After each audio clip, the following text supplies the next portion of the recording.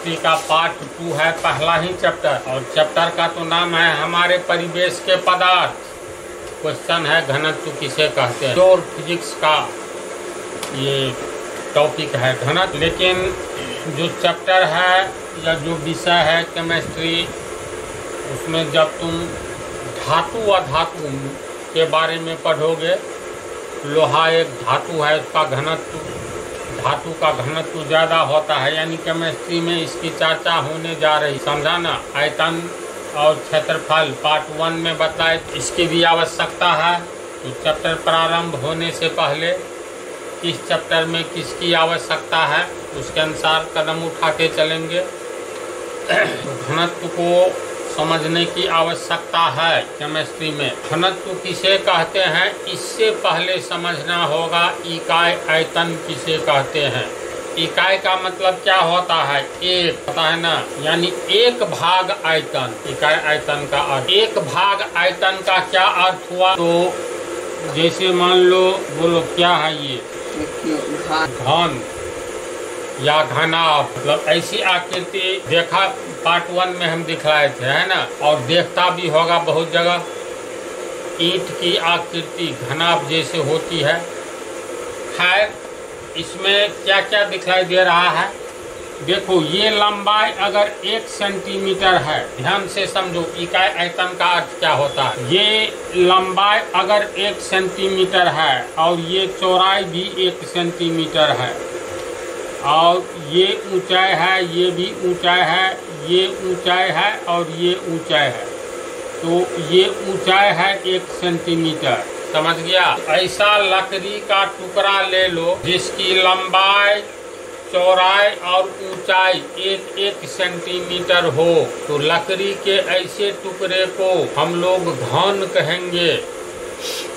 और इसका आयतन क्या होगा, जिसमें लंबाई भी हो, चौड़ाई भी हो, ऊंचाई भी हो, का आयतन हो जाता है लंबाई गुने चौड़ाई गुने ऊंचाई। तो आयतन बराबर होता है लंबाई गुने चौड़ाई गुने ऊंचाई। इस पिंड का आयतन हमें निकालना है। तो लंबाई है 1 सेंटीमीटर 1 cm, चौड़ाई भी 1 सेंटीमीटर 1 cm, गुने ऊंचाई भी 1 सेंटीमीटर 1 cm। बोलो कितना हुआ। इसमें 1 का पावर 1 cm का क्यूब, 1 cm का पावर 3, यानी 1 सेंटीमीटर का पावर 3 को क्या कहेंगे, 1 घन सेंटीमीटर। इसको पढ़ेंगे जिसका पावर 3 हो ना, तो पढ़ने के टाइम में 1 तो पहले पढ़ा जाएगा, पहले पावर, तो पावर 3 को घन कहा जाता है, क्यूब, घन सेंटीमीटर। यानी ये कितना जगह घेर रहा है स्पेस में, ये अपने आयतन के बराबर। और इसका आयतन कितना है, तो 1 घन सेंटीमीटर। समझ गया। तो गिनती की संख्या 1 से शुरू होती है। याद रखना, इकाई का मतलब 1 होता है। इकाई आयतन यानी कितना आयतन, इतना आयतन की इतना आयतन फिक्स है। इकाई आयतन किसको कहेंगे। अगर हम 1 सेंटीमीटर लंबा, 1 सेंटीमीटर चौड़ा और 1 सेंटीमीटर ऊंचा बर्तन लेते हैं, तो उस बर्तन का आयतन कितना होगा, 1 घन सेंटीमीटर। और चूंकि 1 है, इसके बाद ये आयतन का मात्रक है, आयतन की माप है। आयतन को हम लोग किस में मापते हैं, जैसे समय को मापते हैं सेकंड में, तो आयतन को घन सेंटीमीटर। अगर मान लो यहाँ सेंटीमीटर के बदले तू हटा दो, ये 1 मीटर लंबा है, 1 मीटर ऊंचा भी है, और ये 1 मीटर चौड़ा भी है। यानी 1 मीटर लंबा, 1 मीटर चौड़ा, 1 मीटर ऊंचा बर्तन लेंगे, तो ऐसे बर्तन का कितना होगा आयतन, तो लंबाई गुने चौड़ाई गुने ऊंचाई, यानी 1 मीटर गुने 1 मीटर गुने 1 मीटर, तीनों को गुना करेंगे तो 1 मीटर क्यूब, यानी 1 घन मीटर होगा। समझ रहे बात को। तो 1 आ गया, और तब घन मीटर आयतन की माप है, तो कहेंगे इसका आयतन 1 घन मीटर है, और 1 घन मीटर को इकाई आयतन कहा जाएगा। 1 का मतलब इकाई, इकाई का मतलब 1, आयतन की माप घन मीटर। तो इकाई आयतन का मतलब क्या हो गया, या तो 1 घन मीटर, अगर सेंटीमीटर लेंगे तो 1 घन सेंटीमीटर, अगर 1 इंच लंबा, 1 इंच चौड़ा, 1 इंच ऊंचा बर्तन रहे तो 1 इंच गुने 1 इंच गुने 1 इंच बराबर 1 घन इंच। तो 1 घन इंच को कहेंगे इकाई आयतन। जब ये 1 लगा तो इसका मतलब इकाई आयतन हो गया। समझ रहा है? अगर मान लो कोई नदी है, जो ये नदी, हाँ मान लो कोई नहर है जो 1 किलोमीटर लंबा है, 1 किलोमीटर चौड़ा है या 5 मीटर चौड़ा है, लेकिन 1 किलोमीटर लंबा, 1 किलोमीटर चौड़ा और 1 किलोमीटर ऊंचा, गहरा यानी ऊंचा कोई झील रहे तो इस झील का आयतन कितना होगा? 1 किलोमीटर गुने 1 किलोमीटर गुने 1 किलोमीटर बराबर 1 घन किलोमीटर। क्योंकि शुरू में 1 आ गया तो कहेंगे इसका इकाई आयतन 1 घन किलोमीटर है, इसका इकाई आयतन 1 घन मीटर है। समझ रहे हो बात को? इकाई मतलब 1, आयतन का माप दे दो तो उसी को इकाई आयतन कहेंगे। तो 1 घन सेंटीमीटर, 1 घन मीटर, 1 घन इंच। और एक विशेष बात जो व्यावहारिक जीवन में आ रहा है, जैसे मान लो, अब ध्यान से देखो, जैसे कोई मकान बनाता है या लकड़ी बिकती है ना, या चलो मकान कोई बनाता है तो बालू लेता है, तो बेचने वाला इसको बोलता है CFT में देंगे, CFT। तो C से हो गया Q और FT से हो गया फीट। समझा? यानी क्यूब फीट या फुट को हो, जो कहो क्यूब फुट को C और FT लेकर के CFT बोला जाता है। तो 1 CFT क्या होगा? सॉरी, 1 घन फुट किसे कहेंगे? तो ध्यान रखो, 1 घन फुट यानी 1 घन फुट, इसका इंग्लिश हो गया क्यूब फीट, हो गया ना, क्यूब फीट। इसको C ले लो, FT ले लो। CFT बोलचाल की भाषा में बोला जाता है, अच्छी तरह जान जाओ, इसका काम आम जीवन में, सामान्य जीवन में बराबर होता है। तो 1 CFT तू अगर बालू लेते हो तो कितना बालू होगा? वैसा बर्तन जैसे मान लो, देखो इधर ध्यान दो, टीना आता है। अगर मान लो 1 फुट लंबा बर्तन, 1 फुट चौड़ा, 1 फुट लंबा और 1 फुट ऊंचा बर्तन हो तो उस बर्तन का क्षेत्रफल कितना, सॉरी आयतन कितना होगा? इसका आयतन कितना हो जाएगा? 1 फुट है, 1 फुट, F से 1, इसका पावर 1F 1 फीट, ये भी है 1F यानी F से फीट। तो इसका आयतन कितना होगा?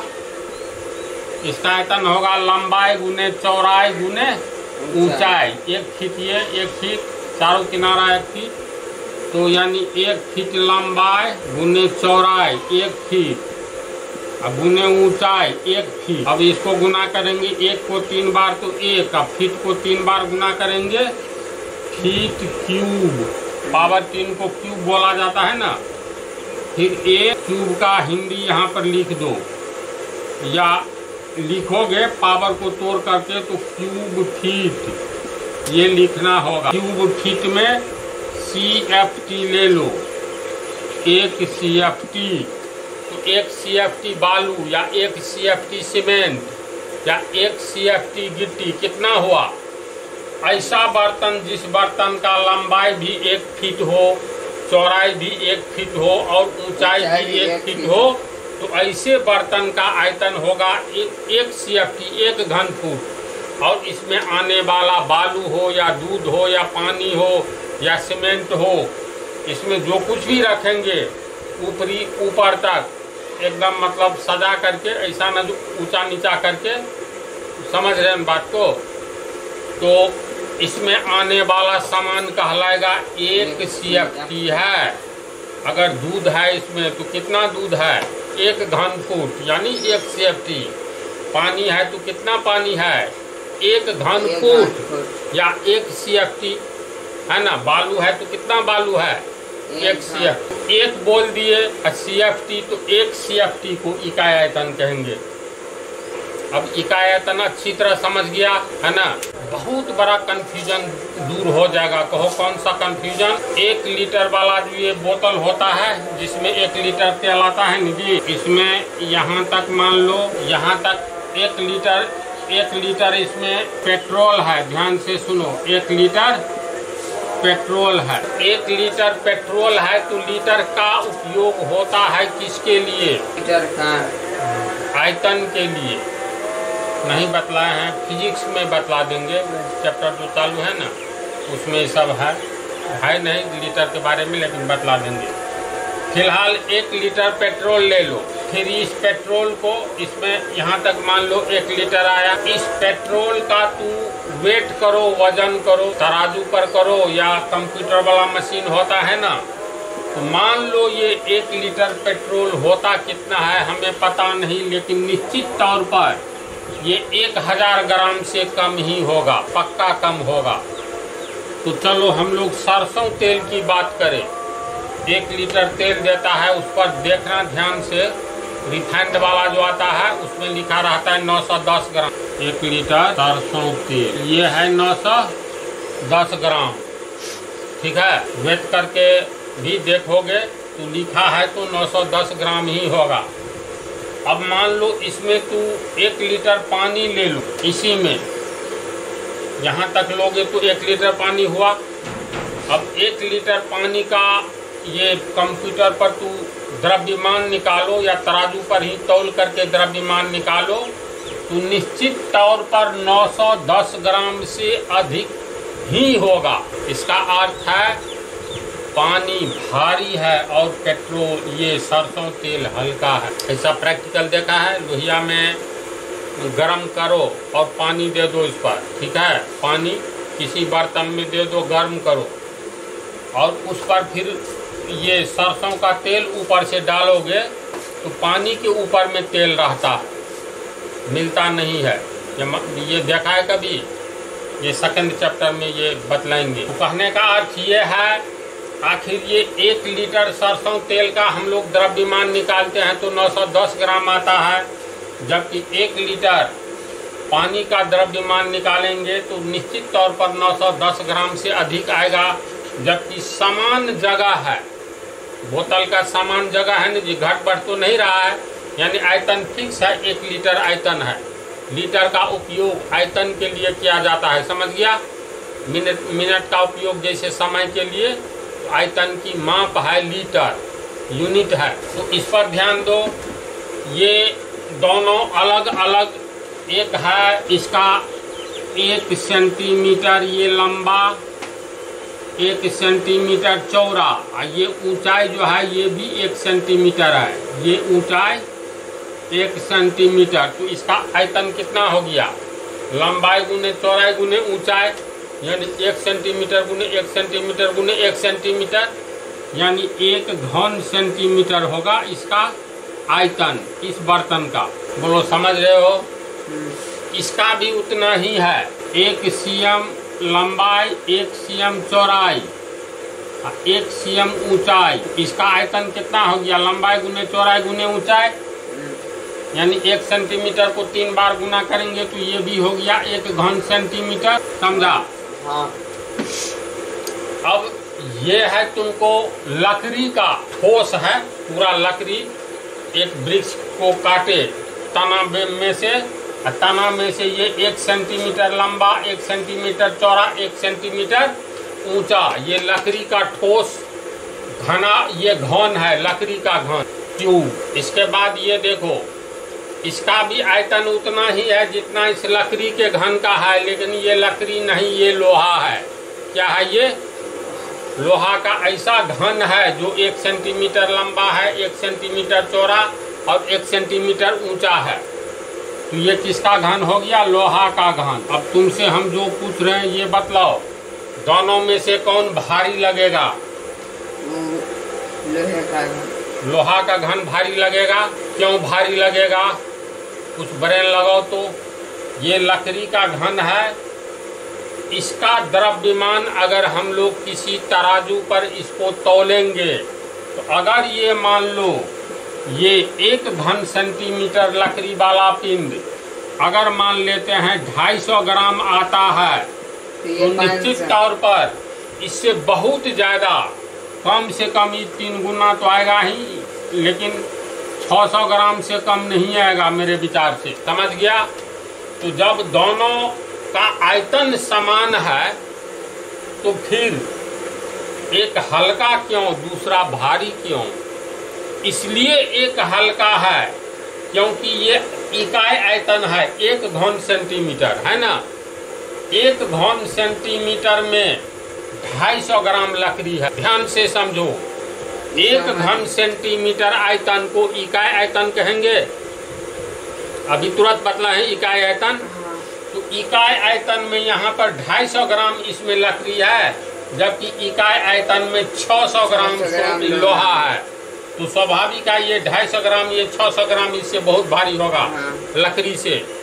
इसका मतलब है जिस पदार्थ के इकाई आयतन में चाहे 1 घन सेंटीमीटर लो या इकाई आयतन 1 घन मीटर लो या 1 घन इंच लो, लेकिन इकाई आयतन लो, तो जिस पदार्थ के इकाई आयतन में उस पदार्थ की द्रव्यमान की मात्रा अधिक होती है, जिसमें अधिक होती है और जिसमें कम होती है, तो अधिक वाला अधिक भारी होगा, कम वाला से होगा ना। तो यहाँ पर ये ध्यान दो, तो इस इकाई आयतन अर्थात 1 घन सेंटीमीटर में 250 ग्राम लकड़ी है ना।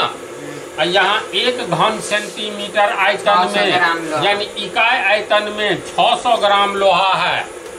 तो इसी को घनत्व कहते हैं। इकाई आयतन में उपस्थित पदार्थ के मात्रा को हम घनत्व कहते हैं। घनत्व की परिभाषा जो है इकाई आयतन में, इकाई आयतन अच्छी तरह समझ गया, पदार्थ की उपस्थित मात्रा। जैसे इस लोहा के इकाई आयतन में 600 ग्राम लोहा है, तो यही 600 ग्राम प्रति घन सेंटीमीटर इसका घनत्व होगा। कितना होगा?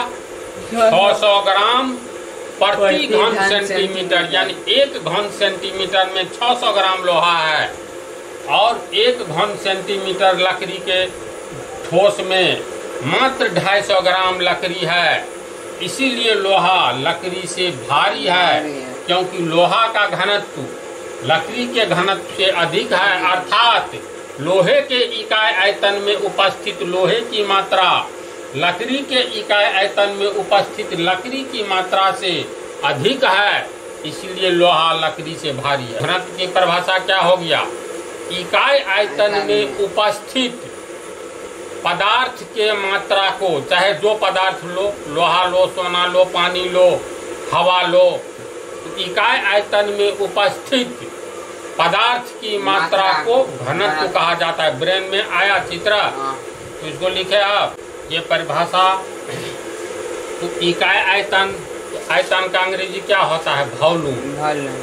तो वॉल्यूम का पहला अक्षर ले लेंगे भी। देखो ध्यान, वॉल्यूम मतलब मात्रा, सॉरी आयतन होता है ना, आयतन। तो इसका पहला अक्षर ले लो भी। कहीं भी लिखा रहे तो समझ जाना इसका अर्थ है वॉल्यूम। ठीक है? इकाई आयतन में उपस्थित पदार्थ की मात्रा। मात्रा का अंग्रेजी मास होता है ना। इसका द्रव्यमान कहो या मात्रा। इसका एम ले लेंगे, स्मॉल एम, कैपिटल एम नहीं। ठीक है? घनत्व का अंग्रेजी होता है डेंसिटी, इसके लिए स्मॉल डी ले लेंगे।